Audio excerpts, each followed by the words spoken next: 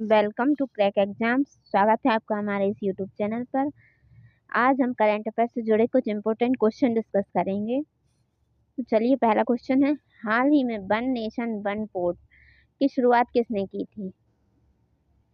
मतलब किस मंत्रालय ने की है? तो ये की है पतन पोत परिवहन एवं जल मार्ग मंत्रालय। इसका राइट आंसर है सी। वन नेशन वन पोर्ट बंदरगाह जहाजरानी जल मार्ग मंत्रालय की एक पहल है जिसका लक्ष्य भारत के सभी बंदरगाहों पर प्रक्रियाओं, दस्तावेजों और कार्य प्रवाहों को मानकीकृत करना है ताकि बिजनेस करने में आसानी हो, जिससे लॉजिस्टिक्स लागत घटे, दक्षता बढ़े और भारत का वैश्विक व्यापार मजबूत हो सके। यह सागर सेतु नामक एक डिजिटल प्लेटफॉर्म के माध्यम से सभी बंदरगाह संबंधित जानकारी के इलेक्ट्रॉनिक प्रसंस्करण को सक्षम बनाता है। राइट। सेकंड क्वेश्चन है, हाल ही में मून लैंडिंग मिशन IM-2 किसने लॉन्च किया है? तो ये कि recently who launch the moon landing mission IM-2 mission, ये किया है स्पेस एक्स के द्वारा। मून लैंडिंग मिशन IM-2, जिसे एथेना नाम दिया गया, नासा के CLPS कार्यक्रम के तहत फरवरी 2025 में लॉन्च किया गया दूसरा मिशन था, जिसका लक्ष्य चंद्र दक्षिणी ध्रुव के मोन्स माउंटेन क्षेत्र में पानी की बर्फ और खनिजों की खोज करना था। लेकिन लैंडिंग के दौरान एक तकनीकी गड़बड़ी के कारण ये लैंडर पलट गया, तो जिससे उसका क्या उद्देश्य सीमित हो गया। इस लैंडर का नाम क्या था? एथेना। इसका उद्देश्य क्या था इस मिशन का? चंद्र दक्षिणी ध्रुव पर जल और बर्फ की खोज करना, संसाधन मैपिंग और 4G संचार का परीक्षण करना था। इसकी लॉन्चिंग कब हुई थी? तो ये 26 फरवरी 2025 को लॉन्च हुआ था फॉल्कन 9 रॉकेट के द्वारा। नेक्स्ट क्वेश्चन है, हाल ही में किस कंपनी का अंतरिक्ष यान ब्लू घोस्ट मिशन चंद्रमा पर सफलतापूर्वक उतरा है? Which company spacecraft blue ghost mission 1 has recently successful landed on the moon? तो ये किया गया है फायरफ्लाई एरोस्पेस के द्वारा। ये कंपनी कौन सी है? Firefly aerospace. इसका उद्देश्य क्या है? नासा के 10 पेलोड वैज्ञानिक उपकरण चंद्रमा पर पहुंचाना, जिससे चंद्र अनुसंधान और नई तकनीकी का परीक्षण हो सके। इस मिशन का नाम है blue ghost rides in the sky, ghost rider in the sky के नाम से भी जाना जाता है इस मिशन को।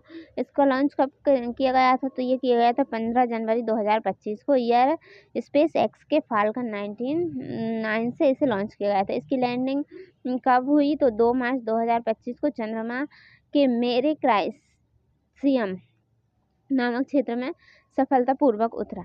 महत्व क्या है इसका कि यह किसी निजी कंपनी द्वारा किया गया दूसरा चंद्र लैंडिंग मिशन था और पहला था जो सीधे खड़ा उतरा था। ये जो मतलब इस मिशन में जो लैंडर है वो सीधा खड़ा उतरा था चंद्रमा पर। नेक्स्ट क्वेश्चन है, यूनेस्को की रिपोर्ट के अनुसार वैश्विक स्तर पर कितने प्रतिशत लोगों को उस भाषा में शिक्षा प्राप्त करने की सुविधा नहीं है जिसे वे समझ सकते? According to UNESCO report, how many % of people globally do not have access to education in a language they understand? तो इसका राइट आंसर है 40%। हाल ही में भारत की पहली डॉल्फिन गणना रिपोर्ट किसने जारी की है? तो who has recently release India's first dolphin census report, ये की है नरेंद्र मोदी जी ने। इसका राइट आंसर है बी। प्रधानमंत्री नरेंद्र मोदी ने सोमवार को गुजरात के गिर नेशनल पार्क में राष्ट्रीय वन्यजीव बोर्ड की 7वीं बैठक की अध्यक्षता की। इस दौरान उन्होंने देश की पहली नदी डॉल्फिन रिपोर्ट जारी की। रिपोर्ट के मुताबिक भारत में कुल 6,327 नदी डॉल्फिन पाई गई। ये अध्ययन 8 राज्यों में किया गया और 28 नदियों में किया गया। उत्तर प्रदेश में सबसे अधिक डॉल्फिन दर्ज की गई, उसके बाद बिहार में, पश्चिम बंगाल और उसके बाद असम का स्थान रहा। नेक्स्ट क्वेश्चन है, हाल ही में चर्चित नाथुला दर्रा कहाँ स्थित है? Where is the recently discuss Nathula pass located? ये है सिक्किम में। इसका राइट आंसर है डी, सिक्किम के एक सांसद ने केंद्र से नाथुला दर्रा के माध्यम से सीमा व्यापार को तुरंत पुनः शुरू करने का आग्रह किया और वर्ष 2020 से इसके निलंबन के कारण गंभीर आजीविका प्रभावों को उजागर किया। नाथुला यह भारत चीन सीमा पर पूर्वी सिक्किम में स्थित एक उच्च ऊंचाई वाला हिमालयी दर्रा है जिसकी ऊंचाई 4302 मीटर है। यह सबसे ऊंची मीटर योग्य सड़कों में से एक है। ये दोनों देशों के बीच एक महत्वपूर्ण रणनीतिक सीमा व्यापार केंद्र है। नेक्स्ट क्वेश्चन है, हाल ही में ऑपरेशन स्पाइडर वेब किस देश द्वारा चलाया गया? तो which country has recently carried out operation spider web? ये चलाया गया यूक्रेन के द्वारा। इसका राइट आंसर है सी। 1 जून 2025 को क्या हुआ? यूक्रेनी विशेष खुफिया सेवाओं ने ऑपरेशन स्पाइडर वेब शुरू किया जो एक दूर से संचालित ड्रोन हमला था। ये मतलब ड्रोन के द्वारा हमला किया गया था जो कि रूस की खुफिया सेनाओं ने किया था। और कहाँ किया था? रूस के ऊपर, यूक्रेन की खुफिया सेनाओं ने, जिससे रूसी संघ की सीमाओं के भीतर 4 हवाई अड्डों पर 40 से अधिक रूसी सामरिक विमानों को क्षतिग्रस्त कर नष्ट कर दिया। नेक्स्ट क्वेश्चन है, हाल ही में भारत नेपाल संयुक्त पर्वतारोहण अभियान ने किस पर्वत पर सफलता पूर्वक चढ़ाई की है? Recently the India Nepal joint mountaineering expedition has successfully climbed which mountain? तो ये किया है माउंटेन कंचनजंगा। भारत और नेपाल की संयुक्त सेनाओं ने मई 2025 में कंचनजंगा पर्वत पर सफलतापूर्वक चढ़ाई की जो दोनों देशों के बीच सैन्य सौहार्द और मैत्री का प्रतीक है। भारतीय सेना के कर्नल सरफराज सिंह और नेपाली सेना के कैप्टन प्रशांत खनका के नेतृत्व में यह अभियान सफल रहा जिसने विश्व की तीसरी सबसे ऊंची चोटी को फतह किया, भारत नेपाल संबंधों को मजबूत किया। नेक्स्ट क्वेश्चन है, हाल ही में 2024 में दुनिया का सबसे बड़ा ऋणदाता देश कौन सा बना? यानी कि जो कर्ज देने वाला देश कौन सा बना? Who has recently become the world largest creditor country in 2024? इसका राइट आंसर है डी, जर्मनी। दुनिया का सबसे बड़ा ऋणदाता देश जर्मनी है जिसने हाल ही में जून 2025 में जापान को पछाड़कर यह स्थान हासिल किया है। इससे पहले जापान था सबसे बड़ा क्रेडिटर, लेकिन अब जर्मनी है। हालांकि हम सबसे बड़े कर्जदार देश की बात करें तो अमेरिका सबसे ऊपर है, जापान दूसरे नंबर पर है। जो कर्जदार देश हैं वो उनमें अमेरिका पहले नंबर पर और जापान दूसरे नंबर पर है।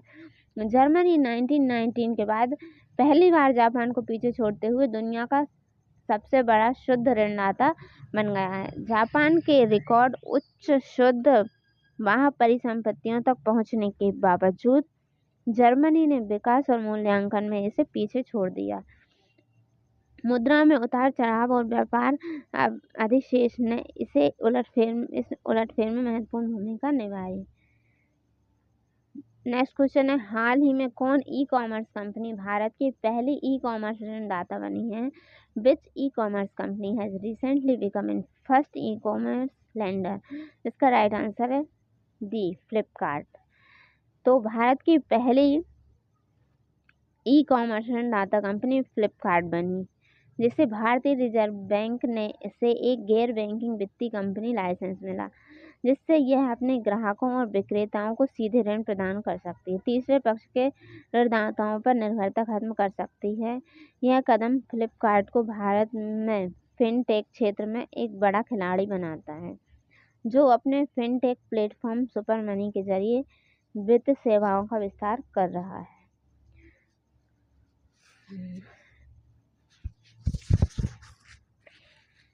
Thank you for watching. आशा करती हूँ आपको मेरा वीडियो अच्छा लगा होगा। इसी तरह की और वीडियो के लिए चैनल को लाइक, शेयर एंड सब्सक्राइब करें। Thank you very much.